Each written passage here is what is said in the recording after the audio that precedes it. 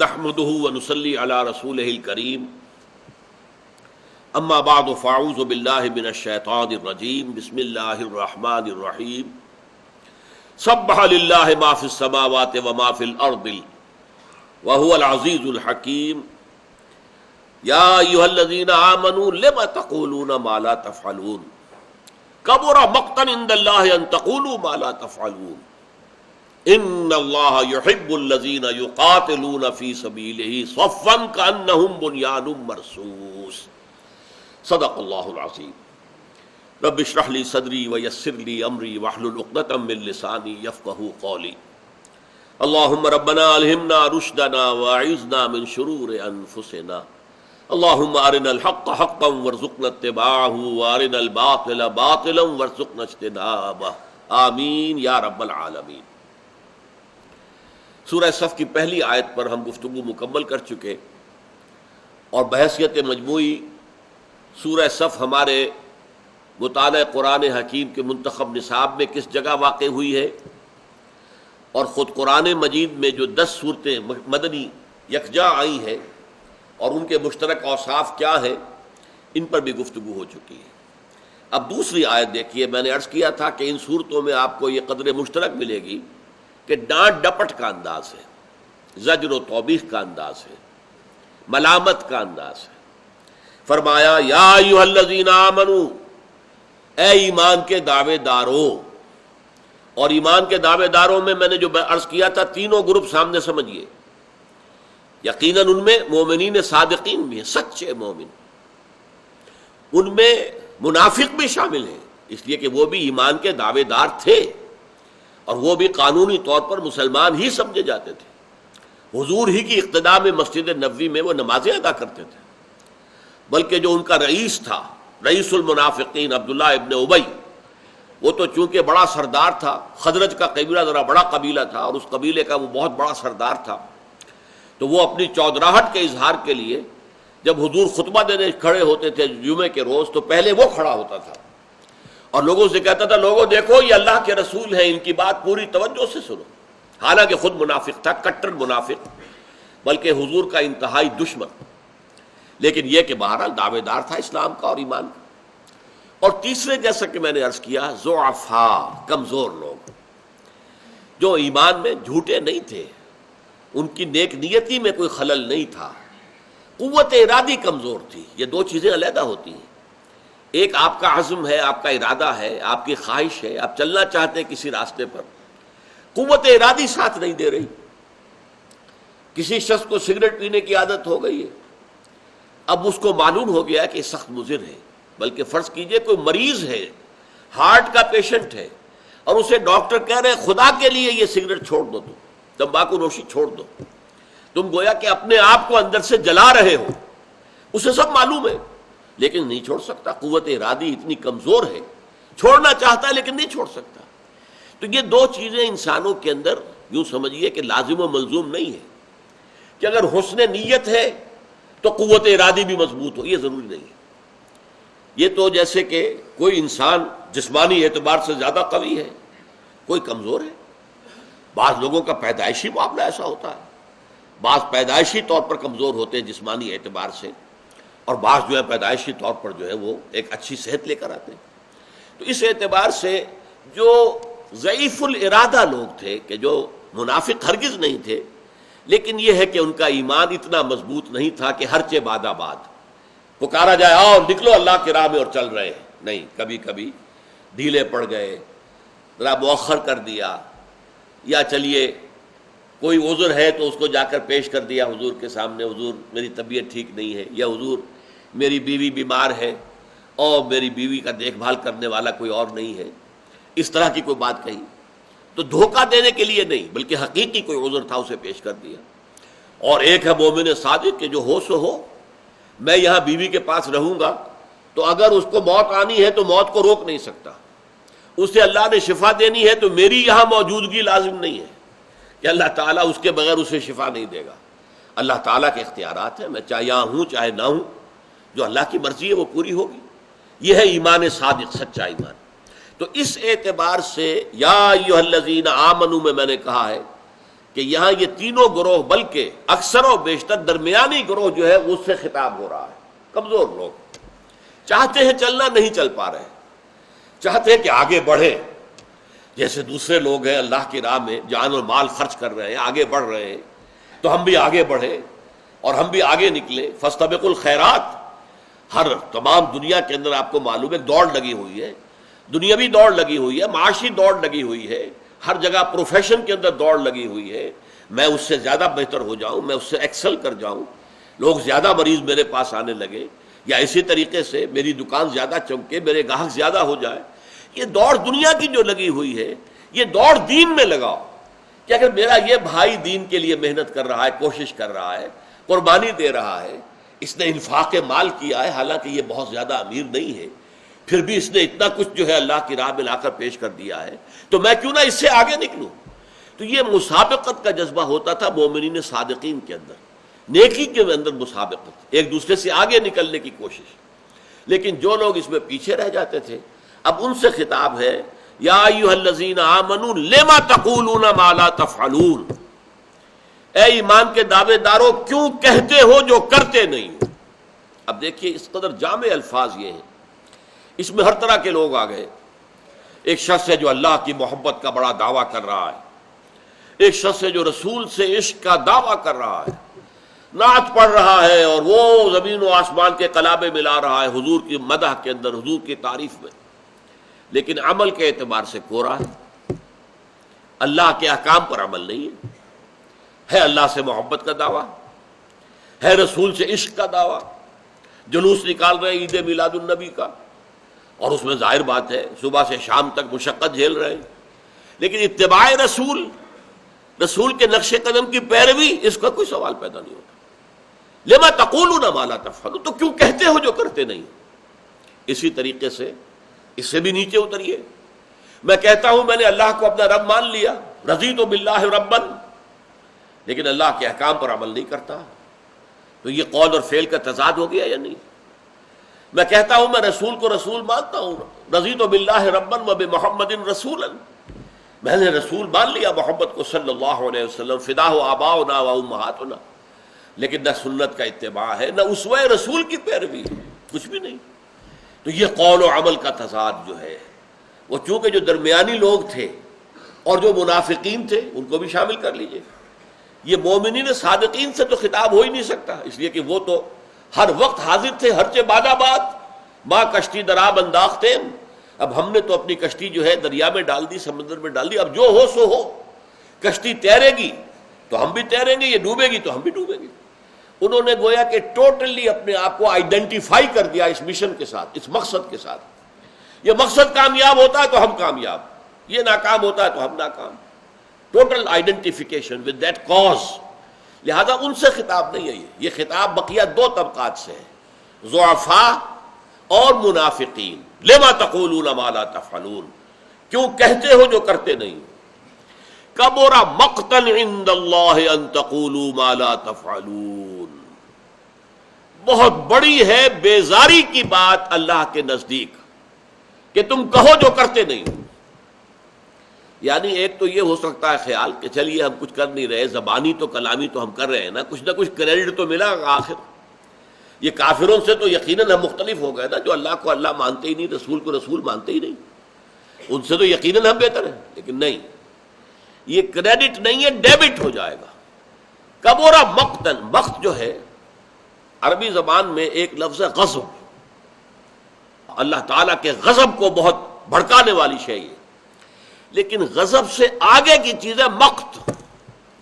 اس کو یوں سمجھیے کہ آپ کو کسی شخص سے اچھے کام کی توقع تھی، اچھی امید تھی، اس نے وہ کام نہیں کیا، اس کے برعکس روش اس کے سامنے آئی، تو آپ کو غصہ آئے گا.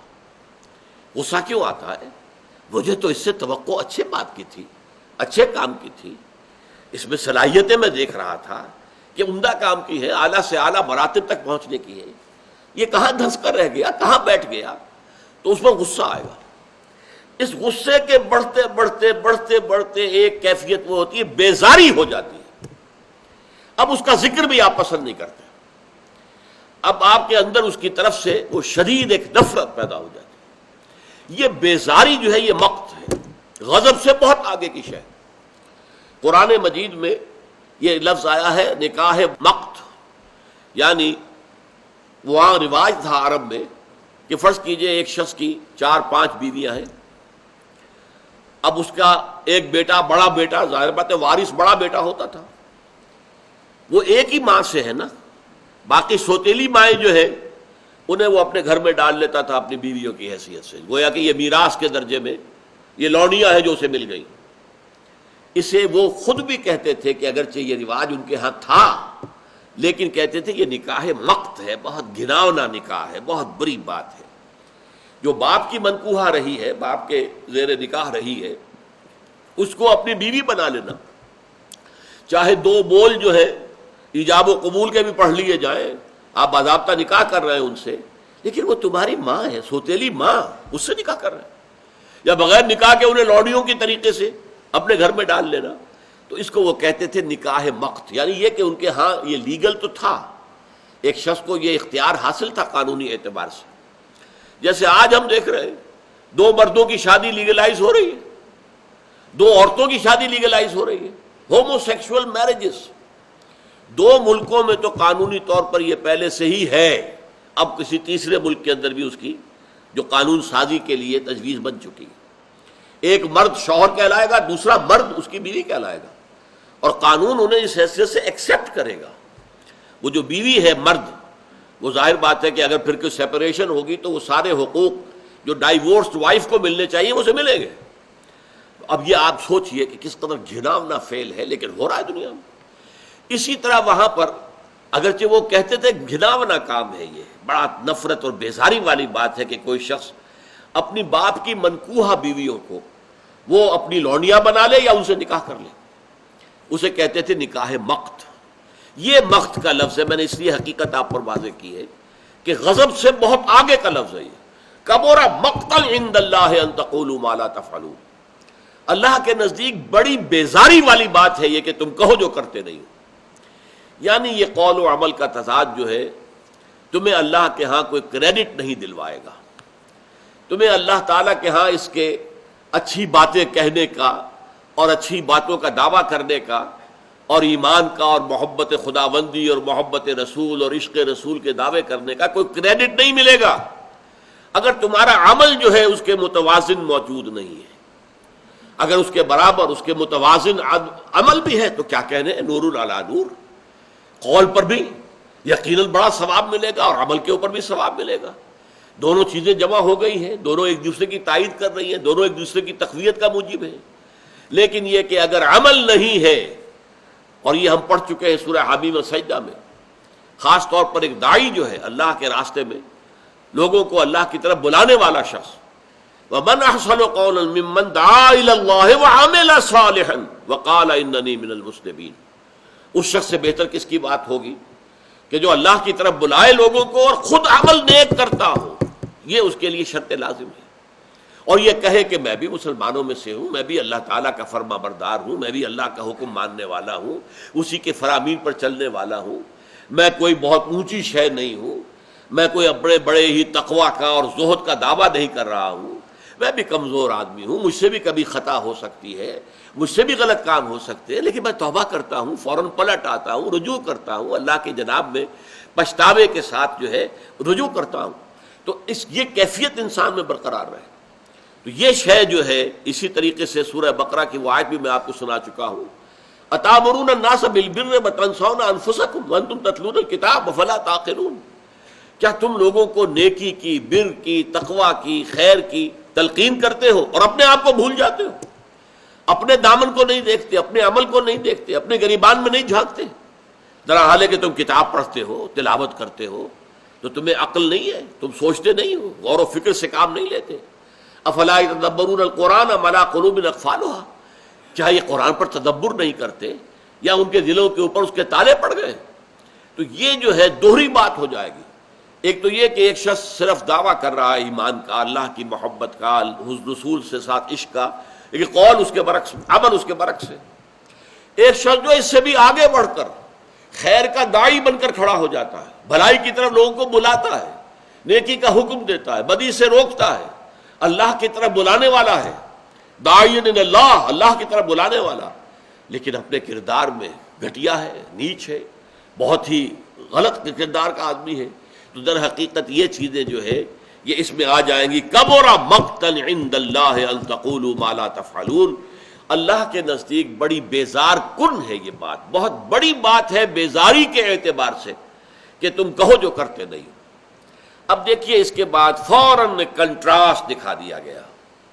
دیکھو مسلمانوں، تمہیں اللہ سے محبت کا دعویٰ ہے، تمہیں رسول کے ساتھ عشق کا دعویٰ ہے، تو سن لو، ان اللہ یحب الذین یقاتلون فی سبیلہ صفا کانہم بنیان مرصوص. اللہ تعالیٰ کو تو محبت ہے اپنے ان بندوں سے جو اس کی راہ میں جنگ کرتے ہیں، ایسی صفیں باندھ کر گویا کہ سیسا پلائی ہوئی دیوار ہے. اب یہاں پر جہاد کی نویں منزل کا ذکر کر دیا گیا. یہاں پر آپ دیکھیں گے کہ اسی سورہ مبارکہ کا دوسرا رکوع جب آئے گا تو جہاد کی بات کی جائے گی، اور وہاں سوال کیا ہوگا؟ یا ایھا الذین آمنوا هل ادلکم علی تجارۃ تنجیکم من عذاب علیم تؤمنون باللہ ورسولہ وتجاہدون فی سبیل اللہ باموالکم وانفسکم ذالکم خیر لکم ان کنتم تعلمون. اے ایمان کے دعوے دارو، کیا تم چاہتے ہو کہ تمہیں وہ کاروبار، وہ سودا بتایا جائے جو تمہیں جہنم کی آگ سے، عذاب علیم سے، دردناک عذاب سے بچا لے؟ چاہتے ہو تو نو سنو، وہ کاروبار کیا ہے، وہ سودا کیا ہے؟ تؤمنون باللہ ورسولہ، ایمان پختہ رکھو اللہ پر اور اس کے رسول پر.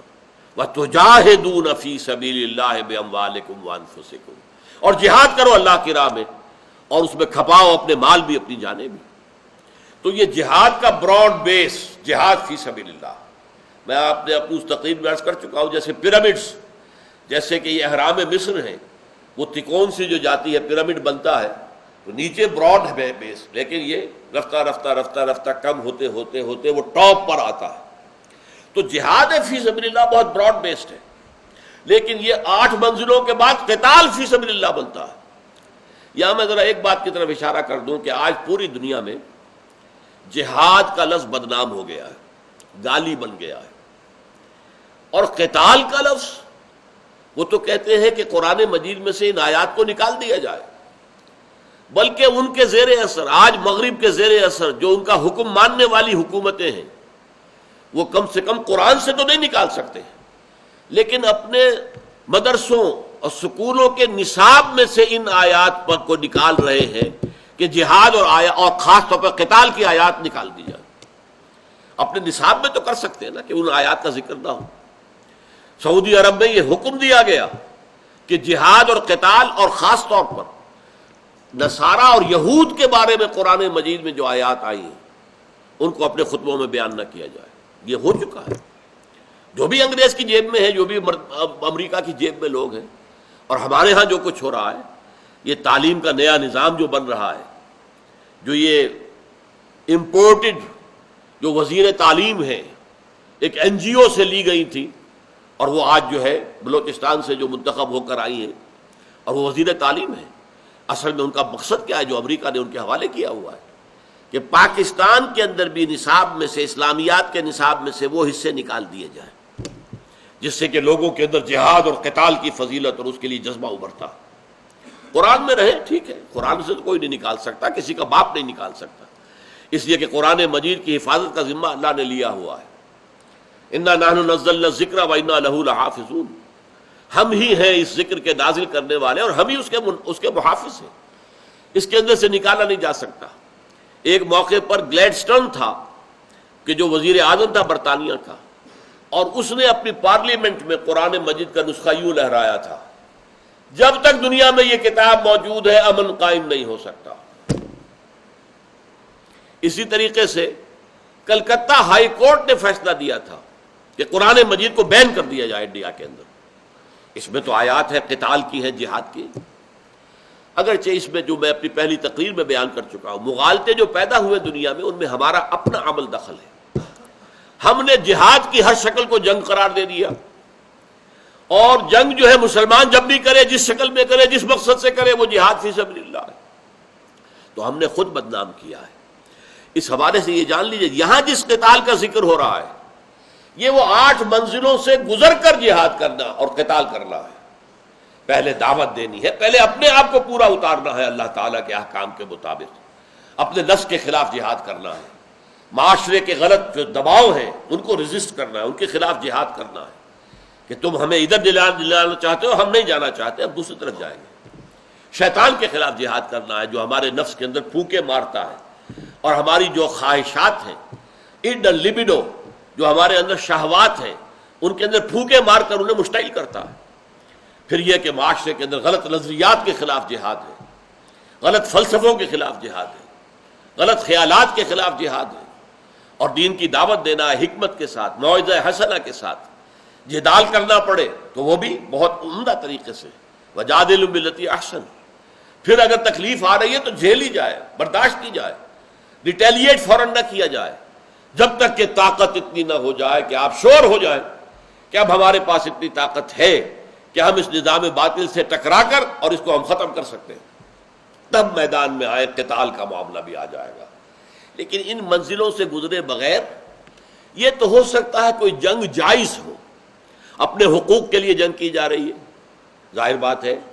اب روسی فوجیں آ گئی تھی افغانستان میں تو ہر افغان کا آدمی کا اور ہر شخص کا یہ فرض تھا کہ وہ اپنے ملک کی آزادی کے لیے تحفظ کرے، لڑے. یہ جہاد تھا، جائز تھا. جہاد فی سبیل الحریت، آزادی کے لیے جہاد. اس کے لیے یہ 8 منزلیں طے کرنی ضروری نہیں ہے. اب اس کے لیے وہ 8 منزلیں طے کرنی شروع کر دیتے تو وہ تو جو روس کا اقتدار اور اختیار ہے اور وہاں پر وہ پنجے اپنے پورے جو ہے وہ گاڑ لیتا. اس جہاد کے لیے یہ 8 منزلیں نہیں ہیں. وہ تو فوراً میدان میں آؤ اور اپنی جان دینے کے لیے تیار ہو جاؤ. یہ جائز جنگ ہوگی دفاع کے لیے، اپنے ملک کے دفاع کے لیے. بھارت حملہ کر دے ہم پر، ہم میں سے ہر شخص کا فرض ہوگا کہ وہ اس کے لیے مدافعت کے لیے جو بھی کچھ کر سکتا ہو. اگرچہ سویلین ظاہر بات ہے بہت کم کچھ کر سکتے ہیں آج کل، لیکن یہ کہ ظاہر بات ہے کہ افغانستان میں جنہوں نے جہاد کیا تھا وہ سب سویلینز ہی تو تھے، وہ کوئی فوجی تو نہیں تھے. ایک عوامی سطح پر ایک بات اٹھ جائے، ہر شخص کھڑا ہو جائے. اس حوالے سے یہ تو وہ 8 منزلیں طے کر کے جہاد نہیں ہے. یہ جہاد جائز جہاد ہے اپنے دفاع کے لیے، اپنے حقوق کے لیے. لیکن جہاد فی سبیل اللہ نہیں ہے. جہاد فی سبیل اللہ جو چلے گا وہ یہ 8 منزلیں طے کرے گا. حضور نے یہ 8 منزلیں طے کی 15 برس میں، 13 برس مکے کے اور 2 برس پھر مدینے میں جا کر، اور اس کے بعد غزوہ بدر ہوا، پہلا قتال ہوا. 15 برس تک جہاد ہوتا رہا، دعوت ہوتی رہی، تبلیغ ہوتی رہی، تزکیہ ہوتا رہا، تربیت ہوتی رہی، تعلیم ہوتی رہی، تیاری ہوتی رہی. اور اگر کوئی مار رہا ہے تو اس کو مار سہ لی ہے، جھیل لی ہے. کسی نے گالی دی ہے تو برداشت کیا ہے. پتھراؤ ہو رہا ہے تو جواب میں جو ہے پھول پیش کیے گئے. یہ سارا کام ہو رہا تھا، جہاد ہو رہا تھا، قتال نہیں تھا. قتال آ کر اس وقت ہوا ہے جب محسوس ہوا کہ اب اللہ تعالیٰ نے فضل و کرم فرمایا، ہمیں جو ہے ایک ایسی جگہ دے دی ہے جہاں ہمیں کافی طاقت حاصل ہے، ہمارا ایک بیس ہے، یہاں سے ہم لانچ کر سکتے ہیں ایک آفینسو اہل مکہ کے خلاف، مشرکین کے خلاف. تو پھر قتال کا مرحلہ ہے. لیکن یہاں پر اس آیت میں آخری منزل کا ذکر کر دیا گیا. یہ کیوں؟ کہ جان لو اگر یہ تمہارا ہدف نہیں ہے تو پھر تم سچے مومن نہیں ہو. یعنی یہ کہ آپ راستہ تو طے کرتے ہیں، آپ کو جانا ہے 100 میل، لیکن آپ کو معلوم ہے جانا کہاں ہے. جانا ہے ساہیوال جانا ہے یا جانا ہے سرگودے جانا ہے. منزل تو معین ہے نا. چاہے ابھی آپ چل رہے ہیں، ابھی 10 میل پہنچے، ابھی 20 میل پہنچے، ابھی 30 میل پہنچے، ابھی 40 میل پہنچے ہیں، 80 میل آ گئے، 90 میل آ گئے. اب اگلا جو ہے پڑاؤ جو ہے اسے 100 میل پر آ جائے گا. لیکن یہ کہ ہدف معین ہونا چاہیے. جہاد فی سبیل اللہ اور بندہ مومن کی زندگی کا ہدف ہے قتال فی سبیل اللہ. اس راستے پر چلنا ہے کہ اگر اس میں ریسپانس مل جائے، کافی لوگ ساتھ آ جائیں، ڈسپلنڈ ہوں، وہ سم و طاعت کے عادی ہو گئے ہوں، وہ اپنے نفس کے اوپر حکمران ہو چکے ہوں بجائے اس کے کہ نفس کے محکوم ہوں، نفس پر حاکم بن چکے ہوں، اپنا تزکیہ کر چکے ہوں، اللہ کی محبت اور آخرت کی نجات کے سوا کوئی شے ان کا مقصود و مطلوب نہ رہے. لا مطلوب الا اللہ، لا مقصود الا اللہ، لا محبوب الا اللہ. اگر ایسی ایک بڑی جمعیت فراہم ہو گئی ہے تو آپ قتال کی طرف بھی جائیں گے. نہیں ہوتی تو وہ قتال کی منزل نہیں آئے گی. آپ کو معلوم ہے حضرت نوح علیہ السلام دعوت دیتے رہے، معاشرے سے ریسپانس ملا ہی نہیں، آبان و انصار نکلے ہی نہیں، آئے ہی نہیں. تو آگے قتال کا مرحلہ تو نہیں آ سکتا۔ ایسے یوں سمجھیے کہ اگر سورج جو ہے نصف النہار پر کھڑا ہو جائے، وہ نیچے اترنے کا نام ہی نہ لے، تو ظہر کا وقت نہیں آئے گا، آپ ظہر نہیں پڑھ سکتے۔ ظہر آپ پڑھیں گے اسی وقت جب کہ سورج ڈھل کے، اقم الصلاۃ لدلوک الشمس الی غسق اللیل، یہ تو سورج نصف النہار سے جب ڈھلکے گا پیچھے کی طرف، مغرب کی طرف، تب ظہر کا وقت ہوگا نا۔ اگر وہی کھڑا ہے تو ظہر آئے گا ہی نہیں، آپ ظہر نہیں پڑھ سکتے۔ اسی طریقے سے اگر وہ مرحلہ قتال کا نہیں آتا، اگر وہ 8 منزلیں جو ہے وہ کامیابی کے ساتھ طے نہیں کی ہے، تو وہ نہیں آئے گا مرحلہ، لیکن نیت رہے گی، نیت پہلے سے ہونی چاہیے۔ جانا ساہیوال ہے، جانا سرگودا ہے، ہمارا وہ سارا کا سارا جو ہے وہ اورینٹڈ ہوگا، ڈائریکٹڈ ہوگا اس ہدف کی طرف۔ یہی وجہ ہے کہ ایک حدیث ہے بڑی پیاری، جس شخص نے اللہ کی راہ میں کبھی قتال نہیں کیا اور نہ ہی کبھی اپنے نفس میں اس کے لیے کوئی تمنا اور آرزو پیدا کی، فقد مات علی شعبۃ من النفاق، وہ نفاق کے ایک شعبے پر، ایک شاخ کے اوپر اس کی موت واقع ہوئی۔ بندہ مومن کے سینے میں یہ آرزو رہنی چاہیے کہ اللہ وہ وقت آئے تیرے راستے میں قتال کا، فی سبیلک، تیرے راستے میں قتال، باقی اور نہیں۔ راستہ یہ ہماری جد و جہد دعوت کے مراحل سے گزر کر، اور کامیاب ریسپانس ملے، اور مناسب تعداد میں لوگ آ جائیں، ان کی تربیت ہو جائے، اتنی طاقت فراہم ہو جائے کہ پھر قتال فی سبیل اللہ کی منزل آ جائے، اے اللہ آئے میری زندگی کے اندر۔ اگر یہ تمنا نہیں ہے دل میں تو فقط مات علی شعبۃ من النفاق، تو اس شخص کی موت ایک قسم کے نفاق پر واقع ہوئی ہے، ایمان پر نہیں۔ یہ نیت کا یہ ہدف جو ہے یہ ہونا لازم۔ لہذا اس آیت میں ابھی جہاد کی بات جو ہے میں نے آپ سے عرض کیا وہ دوسرے رکوع کے شروع میں آئے گی، لیکن یہاں پر فوراً جو ٹاپ کی بات کہہ دی، تیاری دیکھ لو، محبت مجھے ان جوانوں سے ہے ستاروں پہ جو ڈالتے ہیں کمند۔ علامہ اقبال کا یہ شعر جو ہے اسی اسلوب سے ماخوذ ہے، ان اللہ یحب الذین یقاتلون فی سبیلہ صفا کانہم بنیان مرصوص۔ اللہ کو تو محبت ہے، اگر تم اللہ سے محبت کے دعوے دار ہو تو دیکھ لو اللہ کی محبت کا ایک معیار ہے۔ اللہ کی محبت ہر کہو میں کو نہیں ملتی، اللہ کی محبت جو ہے وہ ہر طالب کو نہیں ملتی۔ اللہ کی محبت کس کو ملے گی؟ کہ جو اس کے راستے میں جنگ کرنے کو تیار ہو، اس طرح صفیں باندھ کر، سیسا پلائی ہوئی دیوار، آج ہم کہیں گے تو کہیں گے ری انفورس کانکریٹ، ایسی جیسے بنکرز بنتے ہیں، آپ کو معلوم ہے کتنے چوڑی چوڑی ان کی دیواریں رکھی جاتی ہیں، کتنا اس کے اندر آئرن سٹیل جو ہے وہ جھونکا جاتا ہے تاکہ توپ کا گولہ کتنے زور سے آئے لیکن اس بنکر کی دیوار کو کوئی نقصان نہ پہنچے، اور جو اندر بیٹھے ہوئے وہ محفوظ رہیں۔ تو جب جنگ کریں اللہ کی راہ میں تو ان کی صفیں ایسی ہوں جیسے کہ سیسا پلائی ہوئی دیوار، جیسے کہ بنکرز ہیں کہ ان کے اندر کوئی رکھنا جو ہے بڑے سے بڑا توپ کا گولہ بھی آئے گا تو رکھنا نہیں ڈالے گا، یہ صف جو ہے تتر بتر نہیں ہوگی۔ یہ ہے اللہ کی محبوبیت کا مقام۔ تو دیکھ لو، اگر تو اس راستے پر آنا ہے اور خلوص دل کے ساتھ آنا ہے تو اللہ نے تو اپنی محبت کے مقام کے تمہیں اطلاع دے دی ہے۔ محبوبیت خداوندی کا مقام کیا ہے؟ ان اللہ یحب الذین یقاتلون فی سبیلہ صفا کانہم بنیان مرصوص۔ اللہ تعالیٰ مجھے اور آپ کو اولاً تو جہاد فی سبیل اللہ، جس پر تفصیل سے گفتگو ہو چکی ہے، اس کے لیے اپنے آپ کو اپنی کمر کسنے کے لیے ہمیں ہمت عطا فرمائے اور دل میں یہ آرزو پیدا کر دے۔ شہادت ہے مطلوب و مقصود مومن، نہ مال غنیمت نہ کشور کشائی۔ یہ مطلوب و مقصود مومن شہادت ہو جائے، اللہ کی راہ میں ہمیں موت آئے، قتال فی سبیل اللہ کے راستے میں اس میں ہمیں موت آ جائے تو اس سے بڑی کامیابی اور کوئی نہیں ہے۔ بارک اللہ لی ولکم فی القرآن العظیم ونفعنی وإیاکم بالآیات والذکر الحکیم۔